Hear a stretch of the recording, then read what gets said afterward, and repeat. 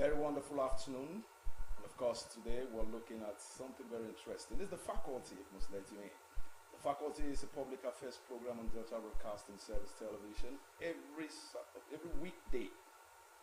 On today's faculty, we're going to be looking at parliamentary trajectory issue, right from the 7th Parliament, rather the 7th Senate to the 8th Senate, the 9th Senate, the 10th Senate, and now the 11th Senate. We've got issues emanating from the National Assembly, either issues of cross-carpeting, issues of impeachment of Senate President or House of Representatives leadership, fighting within the Senate, the stealing of the senatorial maze, the instrument of office of the Senate President, fighting within the ambits of the National Assembly, scaling the fence of the National Assembly, controversies here and there. The National Assembly is the third arm of government. When you talk of the three arms of government that democracy has instilled in us, the executive, the legislature, and the judiciary. We expect that the judiciary and the legislature, and of course the executive, should be independent of one another to be able to impact on the expectations of the masses vis-a-vis the separation of powers as stipulated by the ethos and ethics of democratic principles. Right now, the 11th Assembly has been calm, not until the last couple of weeks, where issues relating to the change of seating arrangement has preempted more deeper issues and the opening of a can of worms by two senators, rather by one senator against the Senate President. Natasha Akpotu-Uduaghan is actually the senator in the eye of the storm. She was actually made to change her seat unceremoniously without advanced knowledge last couple of days. And reacting to that on the floor of the House, she said, "Why is our own case always different? Why selective treatments?" She was shouted down on, like she didn't have a voice to respond to a perceived injustice, as the case may be. Is there gender equality within the Senate? Is there maltreatment of other senators? Moving forward on that, the senator representing, I think one of the famous senators talking about Ireti Kinjibe came out to say it's a norm that Natasha Akpotu-Uduaghan can be her daughter. Rising from the issue of seating arrangement, we move to a more inclusive issue of sexual harassment, not just of Natasha alone, but something that is being claimed to have been happening in the National Assembly. Natasha claimed that on the eve of her birthday, alongside the same birthday mate with the Senate President, they had a visit to her Uyo home, where unaired advances, verbally and non-verbally, were made towards her. She brought it to bear on her husband, who didn't take action then or didn't react. And now, with the issues happening in the Senate, she's come out to say because she's refused the advances of the Senate President, that is why most of her bills are not being listened to or assented to. And that calls for attention. Moving to the more important issues that have risen from that is the issue of the Ethics Committee, who have come out to give out penalties to just one person instead of the two people who are involved in the crisis within the National Assembly. One the accused and the other the accuser. I expected that they should have given both senators an opportunity to really defend themselves without taking prejudice to positions within the Senate. But rising from their meeting with an assumed signatory allocation, they said they are taking a hit on the senatorial North Representative of Kogi State, Senator Natasha, and she was suspended for 6 months. Not good enough. They suspended her salaries and allowances and suspended salaries of her aides and allowances of her aides and are going to be locking up her office for the period of 6 months. In Senate clients, the Senate President will have resigned for issues to be tackled amicably. If I continue with this narrative, I'm sure we're not going to leave here, but we need to throw more light on this. And I have two very wonderful and eloquent personalities here in the studio to do justice to this discourse this afternoon. I have to my immediate left, and of course, my brother, my friend, Henry Wanze. You're welcome to the program. Good afternoon, Meshach. It's always a pleasure being here. And of course, to my far left, we want to have a striking balance of issues without prejudice, or rather with recourse to the law profession and lawyers' perception of this view. And we have Barrister Sam Ugo. You're welcome to the program. Thank you for having me once more today. Barrister, I'm going to start with you. I wouldn't want to call it a show of shame, but I think looking at what is happening in the Senate right now, what's your overview? Before we look at the legal implications, I want your perception. I'll take one's perception, then we'll look at the implications of what is happening. What's your perception of what is happening? And I think the decision to suspend Natasha Uduaghan, for me, I think if she has to be suspended for no just reason, they didn't look at. They said the reason they suspended, they said it's not because of the sexual harassment allegation, but because of a breach of the law on ethics as a member of the National Assembly. So I don't know, for the benefit of our viewers.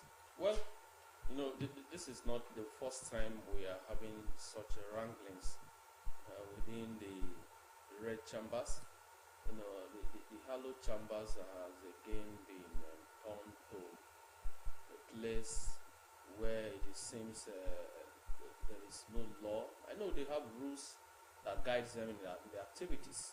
Unfortunately, the turn of events recently has shown that, I wouldn't say Nigeria, the case in Nigeria is different. It has happened in other countries, in other sub-Saharan countries and African countries and across the globe. We've seen situations where people involved in free-for-all fight in the Senate and in the House of Reps. It is not the first time, but this one is a different ball game this time because somebody has been suspended. The senator who represents the senatorial district in her state has been suspended for 6 months. The implication is that no activities, no representation from her senatorial district this time. So what happens to those that she represents in the Senate? That's a problem. That's a question. Now, you are going to deprive those people of their right to a senator, which they have elected. Now, so many things will not happen in that senatorial, district. Now, coming to the issues that has led to her suspension, I believe what the Senate has done was just too quick. No fair hearing was given to her. Neither was there. Neither did they allow the committee to look into whatever circumstances that surrounded whatever that has happened. No, I think they were too quick to have suspended her. We'll come to the main issues later. All right, that's a good one so far. But someone that I already looking at your face presently in the studio, I can see etched on your face is that that look of disappointment in the Senate leadership and the treatment of Senator Natasha Akpotu-Uduaghan. What's your overview of the situation before we pick the nitty-gritty? Unfortunately, I want to shock you. I'm not disappointed. Oh, you're not surprised? Yeah, I'm not surprised. For those who had the third eye will notice when the battle for the seat of the Senate president, as it were, was ongoing, and then we saw that there was tilting that the presidency, of course, would want to install their own man, or rather their puppet, as it were. We've seen for the past 10 years. We saw it, let's say for the last 4 years, the twilight of the tenure of President Muhammadu Buhari, when the first tenure didn't really work out well because of the Saraki factor, and they decided to put in their man there, as it were, who ended up being a stooge, the man called Lawan, and you also what played out. So it's still the same trajectory, and so this time around they decided President Bola Ahmed Tinubu needed to put his own man there, and the best person to fit in the shoe was a controversial figure who got in there through controversial circumstances. Well, that's a different story for another day. A man who won the election to the Senate without contesting for that election in the first place. That was already hanging on his head as a sword of Damocles. As if that was not enough.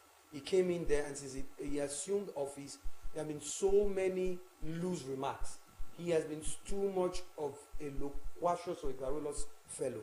more like somebody who's supposed to be a statesman, somebody who's the number 3 citizen of the Federal Republic of Nigeria, ought to control his utterances. We had so many cases of let the poor breathe, and cases of sleeps like telling us that prayers have been sent and stuff like that. We all know the stories. This is not a nice yeah. And we'll come to that. So this didn't just start. So that's why I'm not disappointed at his behavior. What is more surprising to me is the Senate as a whole. And I said the hallowed chambers has turned to a hollowed chambers. I even wrote a poem on that piece. And it's quite unfortunate that an institution, you know, these are the problems we're talking about. Institutions, we are not bereft of institutions. The only problem we have institutions that are very weak, as it were. And the Senate has shown itself, put itself in public opprobrium. You are saying the woman has put the entire, you know, the Senate in opprobrium.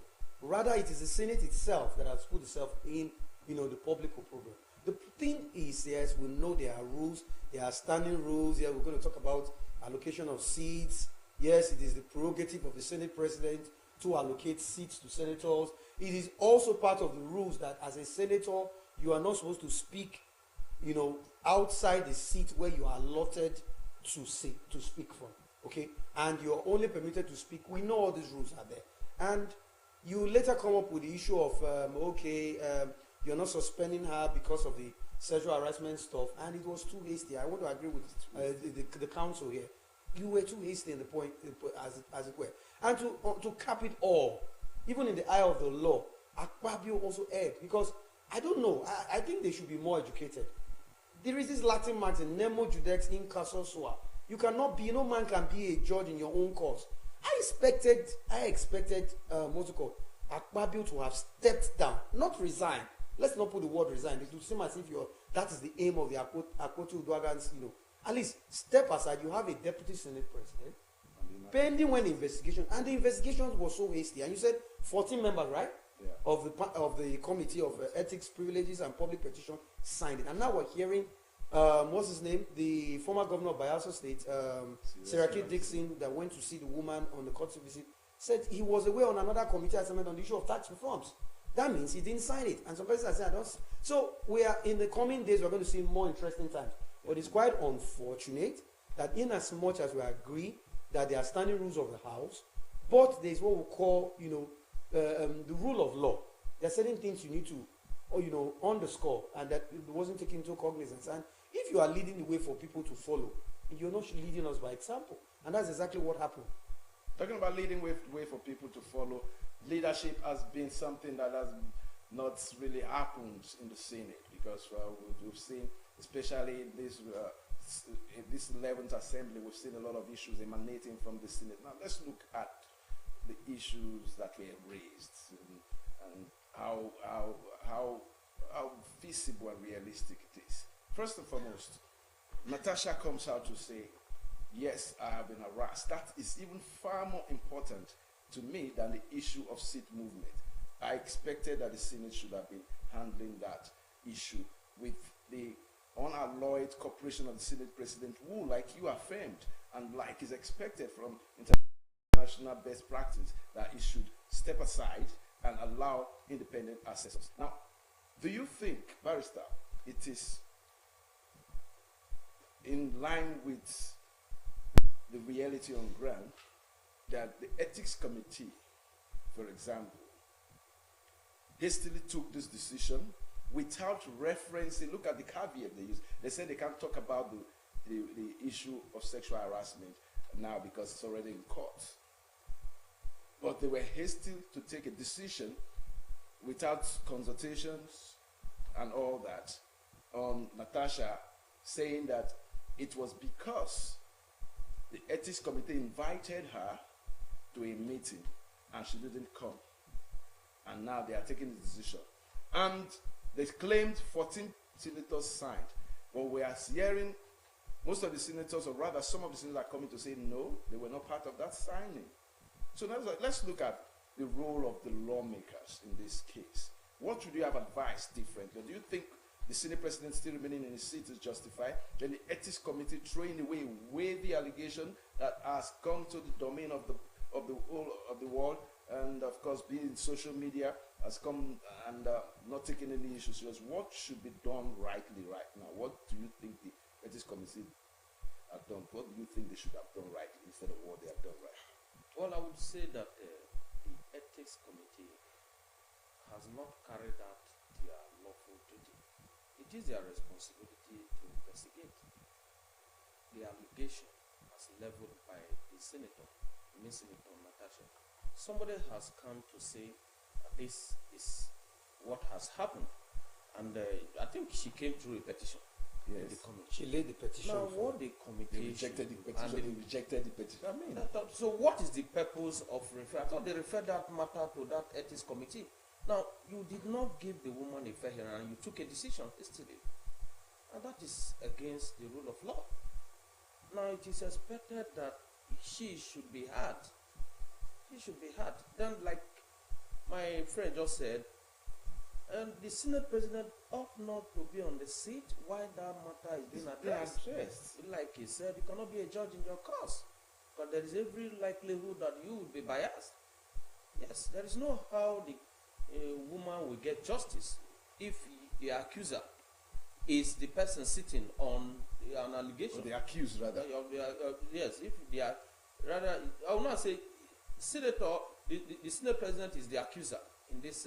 Okay, exactly the way it has come. Yeah, to this when circumstance. the accuser is sitting You are on still a to run matter judgment. involving him.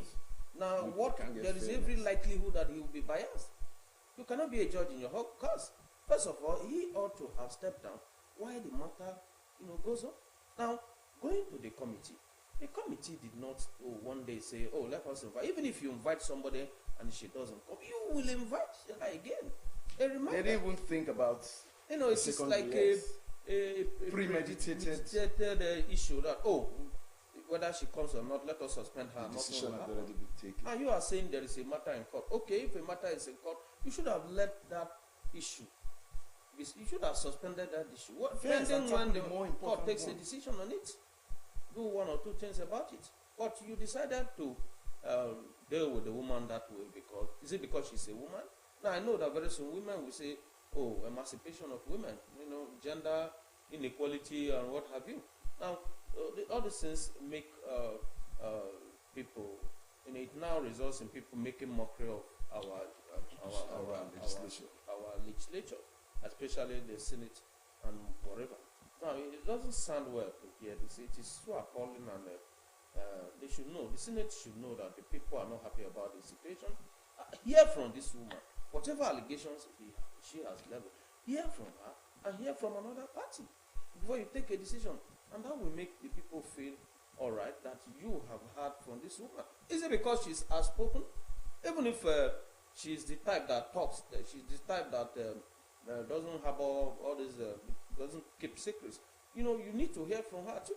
Yeah, some people have said, "Oh, she has raised the issue of sexual harassment because there is a matter because of this issue." Some people are saying, "Why didn't she say this before now?" Yes, she's a senator.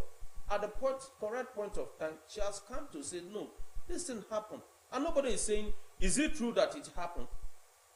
The senator himself should have come to say, "Oh, let us go to the panel." If somebody says, "I have evidences against you," Strong okay, evidence. come and present this evidence. Come and present. Stripping it on And the let's hear. Let's see how it is. They hastily suspended her, thinking now it's going to be a cabinet. Now, Western ones, they were looking at something critical here. Now, I want you to look at the body language of the senators and the Senate president. It doesn't show capacity and responsibility because of the way they have responded to the issue on ground. And the common man on the street will take it that it's like this thing is true, what this guy is saying. But that aside, let's look at the citizens. There have been a citizen failure. That people were being rented to carry placard in solidarity of the Senate president. Now, if you're carrying placard, I'm coming to your question. If you're carrying a placard in solidarity of somebody, that means you have a knowledge of who the person is, what you are carrying the placard for, on what premise. Questions were asked from the protesters. Most of them, they said they don't know. Some said from Natasha and Akpabio. Some said they don't even know why they are here. So it's a clear indication that our Senate has made a big mockery of himself. I want you to look at the antics of the senators vis-a-vis their reaction to the sex scandal. How do you place Well, it? Meshach, like I told you before, I am not among those who are feeling so bamboozled, surprised at what is happening. Because Nigeria is a comedy of errors. You've always used that. Yes, It's a true. theater of the absurd. It's only in Nigeria you drink water and it gets stuck on your throat. I know these things because you remember the story of Monica Lewinsky and then President Clinton. Yeah. You Hostage know the position. ruckus that will cost the whole world. So, I don't want to use senior climbs. It will seem as if you're making insult to Nigerians. In advanced climbs, this story, Akpabio ought to have resigned. First and You foremost, don't even need anybody because this You is don't need anybody to tell this is a blot on the execution. He ought to have resigned because it is on his integrity as a person, and would have submitted himself willingly to the Ethics, Privileges, and Public Petitions Committee. Yes, I have nothing to hide. I don't have any case. Let us come in here. And the burden of proof is on Natasha Akpoti-Uduaghan to be able to prove that she was actually assaulted. So nobody, as far as any sane person is saying that she's innocent. I am not saying she's innocent. I am not saying that the claims she is having has been substantiated or that it is true. All we are saying, even in the eyes of the law, we have what we call all the uttering pattern. Hear all sides. He said something very significant. You invited her, she didn't come, and you instantly passed judgment. What happened to when you invited the IG of police? No, thank You invited, CBN we've had many cases, CBN governors, they refused to show up. And nothing was, And you threaten them for a bench warrant. We've seen all these For cases. months. Is it not in this country? and the sitting senator. And they won't come. Worst case scenario, they will send in their acolytes. Yes. What happened to them? Why didn't you take action against them? Is it because she's a woman? Now the scenario has changed. Nobody is now saying that whether allegations have been substantiated is true or not. The point is, was it seen that you people actually carried out justice? And that is no. This brings to fore what we are facing in Africa as a whole and Nigeria. These cultural and religious stereotypes that a woman is to be seen and not to be heard. It brings to fore what we saw growing up. A woman talks, when their in-laws are there and they tell the man, shut up. My friend, go back to the kitchen. Or like the former president said, No, that please. the role of the wife is the Everyone other. say, I want to bring you up to speed with Yes. what is just happening. All right. Of course, arising from the issues on ground relating to the suspension, the chairman of the Ethics Committee, Neda Imaswan, has been barred for life In US. in entering you to In enter New New York. York. Okay. Now, they said that who suspended Natasha? Let me read it as so that we wrote. A document obtained by a certain showed that Mr. Imaswan had been disbarred for life in New York after he swindled his client, absconded with representation fees goodness. without making an appearance for her in court. You see, a lot of something's happening. Kind of worms. Yes, kind of worms are going about. Most of these senators, I have a feeling that they are scared of something that this lady knows. No. Or most of them are equally going to be indicted on issues related. No, not similar. exactly. Let me tell you what is happening. Yes, please. It's solidarity. It's not like boys' code. Okay? Now, my guy with this one, if it be me, you understand? So the point is, how do they say it here? You don't throw cockroach in where you have, what they call it, where you have a nest of cockerels. Yeah, of course. Or how do they put it now? Or geckos. You throw ants, or there are ants, in the back of where geckos are. They will feed on it. So she is in a midst of pack of wolves, Seriously. and they will always protect their own. Like I just told you, Yeah. growing up is like that. A woman can never win a case naturally. I remember growing up. If a woman does something, the man says, they tell the woman that the woman has to apologize to the husband. It doesn't end there. The woman is told to go and bring a white cock, or kill, or use an egg to kneel down and beg the husband. If not, the husband will not eat the food. I'm not even talking about the woman going out to go and mess up, as it were. Just Normal not quarrel. So it is a cultural thing, it's a religious thing that, it is difficult. And some of these persons came from communities and the rest of it. So it's still there. And so if this woman has to, you must have said this woman has to shut up. The woman is too, she's too vocal. So it's just a way of silencing her. But they should look at the bigger picture. You are making a mockery of an institution of government that will hold there. It's very simple. You invited her, she didn't show up. Obviously, she has reasons. Invite her again and again. Then it will be seen that you've given her all, the required, avenue for her to come and defend herself. You didn't do that, and you were so hasty. Now look at the way the whole thing is panning out. She laid before the public petitions, as Ethics, Privilege and Public Petition Committee, the issue of sexual harassment. Why not discuss that issue? That is far more important than sitting Because arrangement. now, do I even need to tell you, among the standing rules of the House, yes, it is a prerogative of the Senate President to allocate seats. It's also the prerogative for the Senate to change it from time to time, of course, but not without recourse to informing the senator involved. And also, no senator can speak, outside that place, the seat allotted to. We know that. And you yourself said it, that probably because all those senators that came in midway, they need orientation. He said something sarcastic about that. So one would have expected, organize a seminar for new senators like Senator Natasha that came in midway. They were not taking that matter serious. Because as far as I'm concerned, until she opened the can of the Pandora box of the sexual harassment claim, that's when they knew that they had to now bring up the issue that she violated standing rules. Yeah, exactly. And for God's sake, hastily, even the standing rules, the highest punishment a senator is supposed to have for disobeying the order of the Senate is one. Either the Senate President asks that this senator be suspended for the rest of the legislative activities for that day and escorted out. And if the senator insists and makes the place unruly, the sergeant at arms is made to escort her out of the premises. Worst case scenario, the person is suspended for 14 legislative days. We talked something about representation. Yeah. How can you suspend a senator representing a people? She represents year. Kogi Central for 6 months. Do you know what that means? That means Kogi Central will totally cut out.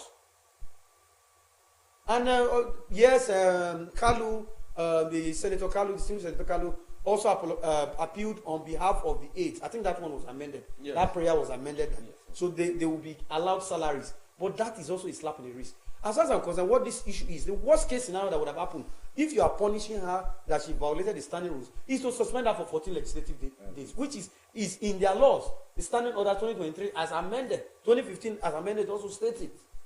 You didn't do that. So this is a case of using a sledgehammer to hit an ant just to silence the woman.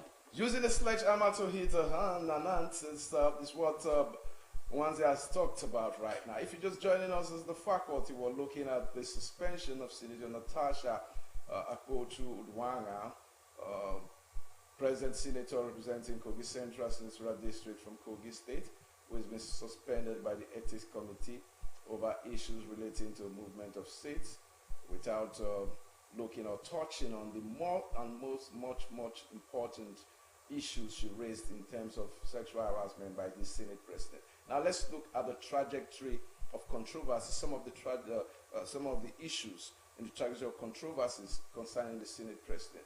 The issue of money has been sent to your bank accounts, the issue of calling same Natasha, this is not a nightclub, and so many other issues. But the one that strikes me the most is the one that last week a female, a former member of the NDDC, coming out to say, I can't remember her name now, that Senator Akpabio, as the MD, has actually sexually harassed her as well. For all these people to come out to talk, and I know a lot of, like you said, the Pandora box will be opened subsequently when people have seen the boldness that people are coming out to say Natasha has spoken, this other lady has spoken, more women will come out to talk, because it's not just about Akpabio. I hope. It's about I hope more women can come out. It's about the leadership, because Obi Ekwesile has given support. They will get more support. But let's look at the personality of Akpabio.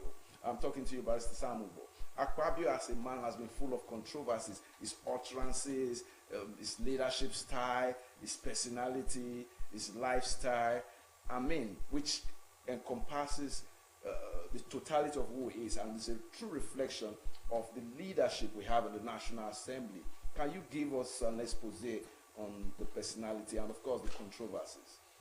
Well, the Senate President, the Senate President is the number 3 man in the country, in Nigeria. So that position is a very serious position to be reckoned with. It is not a position that is meant for persons who cannot control themselves. For you to be a Senate President, you must have that self-control in you. No, you don't have to be loquacious. You don't have to say whatever you say. You know what you say at a particular point in time. You know, there was a time he told the senators something, money has been, your accounts have been credited, and the whole world had that. That is even enough for the Senate president to even resign in some clients. I will use that Senate client this time around. You know, the way we run our country, it is as if we don't have rules guiding us. We do whatever we like, and because nobody asks us, it is so unfortunate. I wonder what such persons are impacting on the younger ones who may be in that position tomorrow. You know, you need to leave a good legacy whenever you occupy a very serious position like that. Now, an allegation has been leveled against you that you harass somebody or harass persons, sexual harassment here and there. Now, it is even enough for him to leave that position, because you are not showing us credibility. The country is not a free-for-all country where you do all sorts of things and go away with it.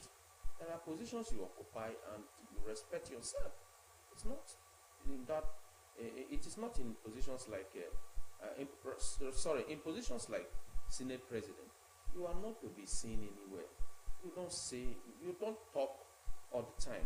When you are in the hallowed chambers, you behave like a person. You know, you are number 3 man in the country. Now, whatever you say, whatever you do, is being monitored by the whole world. Now, so you need to be very, very careful. You need to have that self-control. So, Akpabio has not done well. I would say that I would go to say that he has not done well when it comes to issues of presiding as a Senate president. I mean, something he has to change for the good. All these allegations are not minor allegations that will continue to occur, and I bet you more and more allegations will come. If not for sexual harassment, it could be for something else. He has to tell us, he has to make us know that he's actually competent to handle that position, because it cannot continue. You know, cannot continue. Even the president himself does not talk much again. He hasn't even spoken. You know, the executives have not spoken on this matter. On issues. There are things you say when you know, why would you be talking about party? Why not talking about club? Referring to the senator as the so-called when there are more important issues. That place, the Senate the Senate chambers is very sacrosanct. It is not a place where you do jamboree. Then you don't refer to. Let me tell you one thing. All senators are equal. They are all equal. You represent your senatorial district. Another senator represents his or her senatorial district. They elected you. It is your mates, your colleagues that elected you for administrative purpose to be at the helm of affairs. That doesn't mean that you are bigger than anybody. Any other person can be there tomorrow.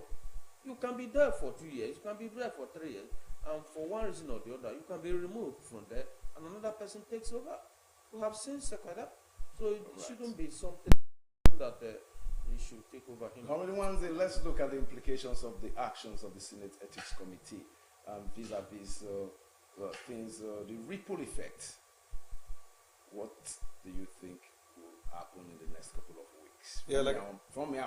From your own telescope. Yeah, very good. I wouldn't like to even say reading my horoscope. I check the whole thing. The thing is, interesting times ahead.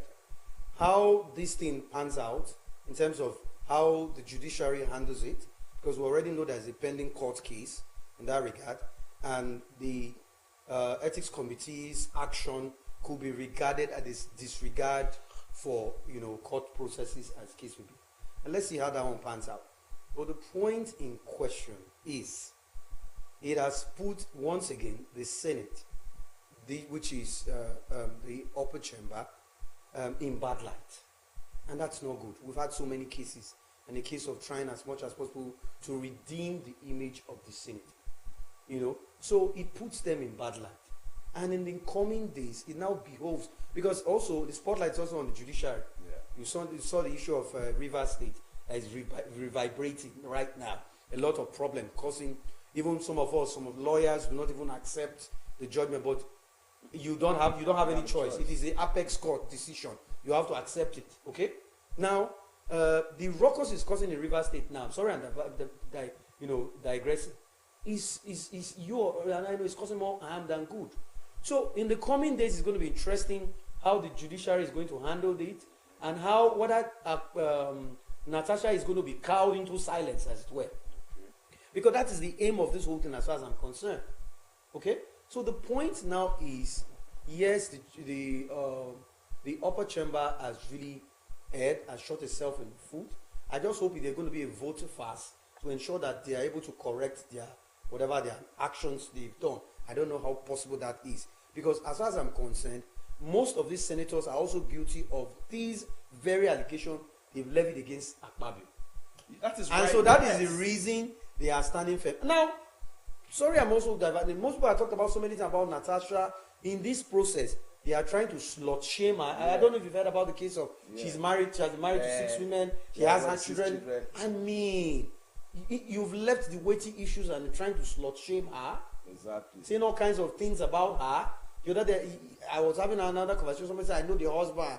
I know the wife he married, Ima Udwanga, before he got married to Natasha. I know what Natasha did to Ima, to the former wife. That so many unreasonable things. The point, let us focus on the issue. Stop slut shaming an individual. Exactly. Start to paint her. And some say, why is it now? Why not now? It is. Let me tell you, people who have been abused, sometimes they don't know they're abused. Sometimes you know the emotional and the trauma they go through. You don't know. Some of them, it stays for years. Psychological damage it does to them. And so when they wake up, see many cases we've had in America and other places, and they discover, yes, this is what has been happening to me because I was abused, over the years. It doesn't matter when. The most important thing is, was it done? Like I said, the burden of proof is on Natasha to prove that the Senate president actually assaulted her. The onus is now on the courts to be able to say she has a prima facie case against the Senate president. This is a test case. So we are waiting in the coming days to see how this goes up. But I am saying it might not be on the merits of even the case of sexual assault now. It will be on the decisions of the Senate to have suspended her for 6 months. I am saying that decision is going to be upturned and challenged by the court. I am just saying that going to happen in the coming days. And I'm also saying too that the Senate president, Senator Akpabio, his days are numbered in the Senate. Because all what he's doing now is like a dying man clutching to his straw. Because now they are seeing political permutations. The North, they feel that the North is fighting for the position. A lot of people would have wanted to have that Senate president seat, did not get it, and they are fighting back. And that's why you saw the wife woke up and started defending the husband. This one started, even Itagiwa, and so many persons who have been. And some of these senators are also scared because they want to be in good graces of Senator Akpabio. Yeah. If Senator Akpabio goes down, many of them are going to go down too with him. So it's just vested interest. It's vested interest. If we're looking at the reference, you see, you made a point, and I think I'm going to pick on that. He said, if Akpabio goes down, most of them are going to go down too. Yeah. And Natasha Akpo-Udwanga made a comment. Said most of the meetings are either held. Most meetings are held outside plenary, either in Akpabio's house and all that. So you can see a lot of things. We are leading this case. There's going to be an unfolding drama. I mean, you called the National Assembly. You gave it one very funny name. I can't remember now. But what was saying, Barrister? Let's look at the legal implications of the suspension of Natasha vis-a-vis the petition. Was she right to have submitted the petition to the Ethics Committee? At the same time, was the Ethics Committee right to have refused, or look at how irresponsible the petition was submitted to them? They said it was already dead on arrival, without even understanding the nucleus of the petition, the literature of the petition. So I don't think, there's so many things, so many legal shenanigans being done and undone in this whole thing. Just give us an overview. You know, the truth of the matter is that the right to fair hearing, as enshrined in the Constitution, is a constitutional right that no one should be deprived of it. Let me tell you something.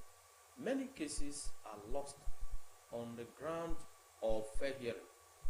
Fair hearing is very, very important in our jurisprudence. Not just in our department, it is like that across the globe. You know, nemo judes in causa sua, that you should not be a judge in your cause. Ode or taram patem, that you must hear from parties in any matter before you take a decision. Of course, you cannot shave a man's hair in his absence. The Supreme Court has, in a plethora of cases, stated that.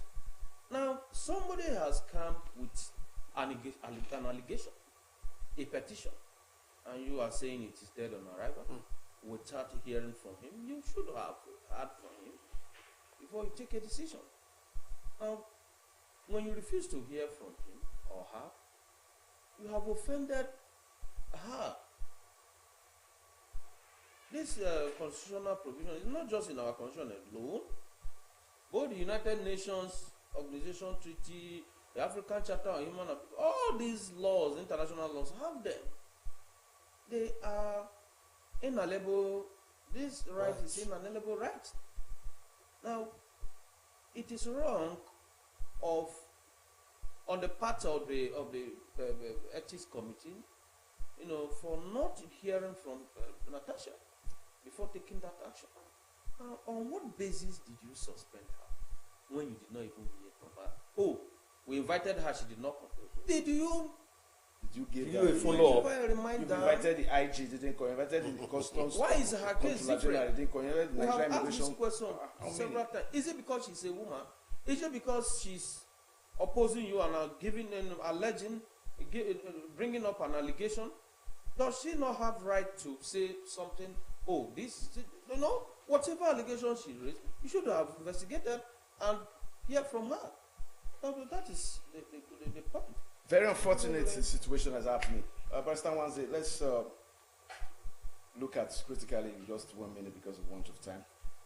What do you think will be happening in the next couple of days? Like I said, what should Nigerians expect? Yeah, I say interesting times. We keep our fingers crossed.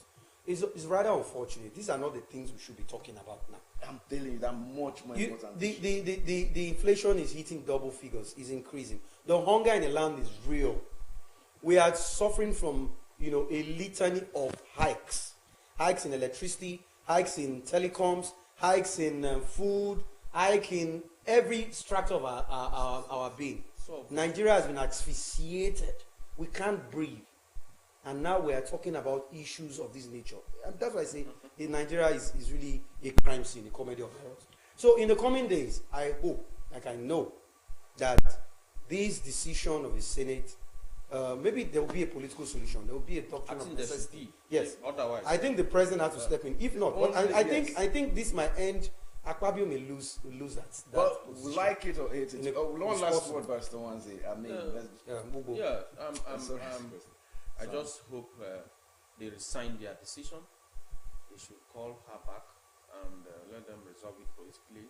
Or otherwise, the position is. Both of you are saying politically, but the sexual harassment issue cannot be resolved politically. Well, I think you can still resolve everything politically. Like I said, they didn't handle it very well. That's just the point. There's nothing. Ego, they allow ego to trivialize it because of their ego, especially on the part of the men. But however, moving forward, it's been a wonderful session with two very wonderful gentlemen in the studio here with me. We looked at the suspension of Senator Natasha Akpotu-Uduaghan, issues arising from the sexual allegations being instigated against the Senate President, and the hasty decision of the Ethics Committee without recourse to fair hearing and a reminder to suspend Natasha Akpotu for a whole period of 6 months. Quite a metaphor, if you may ask me, because we've seen people being invited to the Senate Committee on Ethics and they never got there. They never came. The CBN Governor, Custom, IG, Inspector General Police, Controller General of Customs, Nigerian Immigrations overall boss, you name it, a lot of them, they didn't come even with multiple reminders. But moving forward, like the Senate or hate the Senate is going to swallow some people. with their positions in the coming weeks. That is sure going to be happening with the hope that the Pandora box likely will be opened with the issues emanating from different angles and different sources. Somebody must bear the cat, and we hope that the cat will not bear the person. It's been nice having you. Of course, I must appreciate Comrade Henry Nwanze. Thanks for coming. Thank you very much. Thank you very much for having me. Thanks for coming. We hope when we call on you again, you'll be here to throw more light on this very wonderful issue. For Natasha, we stand by you. Nigerians, we stand by you. If it's true that it's happened, we stand by you. Let the judiciary not be compromised, and let justice be allowed to prevail. Good afternoon.